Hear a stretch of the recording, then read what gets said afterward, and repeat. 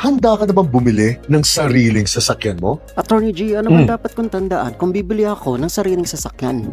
Magdedepende po ang sagot dito kung brand new ba o segunda mano ang sasakyan o motor na bibilin po ninyo. Kaya una, buying brand new. Ang pinakamahalaga pong gagawin ninyo kapag bibili po kayo ng sasakyang brand new ay ang mag-research po ng todo. Magkano po ba ang budget ninyo? Ika-cash nyo po ba o ita-terms ninyo ito? Para saan nyo po ba gagamitin ito? Pang araw-araw po ba? Pang negosyo? O pang porma ninyo ito? At kapag may napili na po kayo ng klase ng sasakyan na kukunin po ninyo, saka nyo naman po pagkukumparahin ang mga modelo na pasok po sa klase ng sasakyan na napili po ninyo. At dapat pong malaman ninyo ang lahat ng mga magaganda, hindi magagandang katangian ng bawat modelo. At kapag may napili na po kayo, umikot na po kayo sa iba't ibang authorized dealers ng modelo po ito. Dahil kahit karaniwang pare-parehas lang po ang kanilang mga presyo, magkakaiba po ang mga freebies at ang kalidad ng kanilang mga serbisyo. At kapag handa na po ang lahat, isubmit nyo lang po ang mga required na mga dokumento at karaniwang dealer na po ang lahat ng mag-aasikaso. At ang pangalawa ay buying second hand. Ang pagbibili naman po ng second hand na sasakyan ay karaniwang mas madugo po ang proseso. Unang-una, i-test drive nyo po muna ito at ipasilip ninyo sa isang magaling na mekaniko ang makina po nito. At kapag pumasa po ito sa panlasa ninyo, i-check nyo na po ang ORCR nito kung tugma po ba ito sa stencil ng engine at chassis numbers ng sasakyan po mismo. Mag-request na rin po kaagad kayo ng PNP HPG Motor Vehicle Clearance Certificate upang masiguro po kayong hindi nakaw ang sasakyan pong bibili ninyo. At kapag may clearance na po kayo, saka lang po kayo magpipirmahan ng Deed of Absolute Sale of Motor Vehicle at magpanotaryo. At pagkatapos nyo pong dumaan sa inspection po ng LTO at makakuha po ng Motor Vehicle Inspection Report po kayo at matapos po makakuha kayo ng Third Party Liability o TPL insurance po, pwede nyo na pong bayaran ng transfer fees upang mailipat na po ng tuluyan ang ORCR sa pangalan po ninyo. Bukas, pag-usapan naman po natin ang lahat ng dokumentong kailangan ninyo upang kayo po ay makapagmaneho.